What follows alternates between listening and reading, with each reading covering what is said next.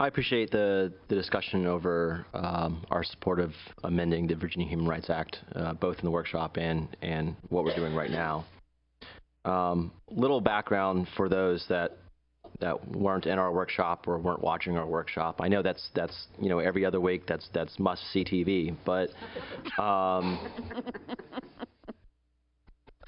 earlier this year, I had asked the superintendent's office to look into our non-discrimination policies for employment and our anti-harassment policies that impact our students to see if we can include sexual orientation and gender identity. That sparked a discussion where we were counseled that because of the Virginia Human Rights Act and because of the way that Virginia set up with the Dillon's rule, we technically didn't have the authority to do that. Other school systems have gone ahead and have done that, but we were counseled not to.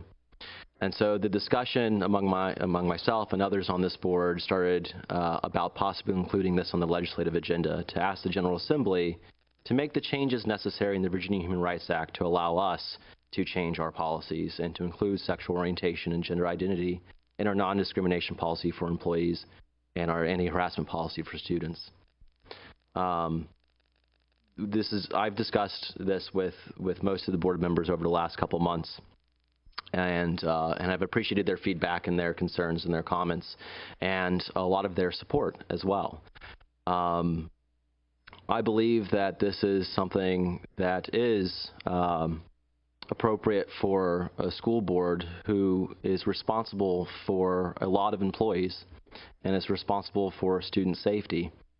I do believe that this is a recruitment and retainment issue of qualified employees, and I believe that it's a student safety issue. There's a reason why there's an enumerated list of classes in our non-discrimination policy and our anti-harassment policy. And for all those reasons, I believe that sexual orientation and gender identity fit in very well.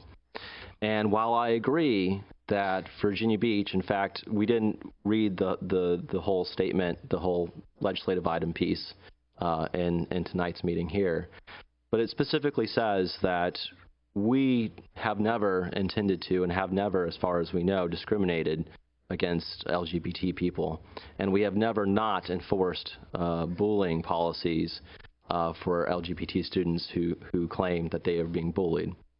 But I know from speaking to employees, and I know from speaking to students, that this is an issue for them, and it's something that's important to them.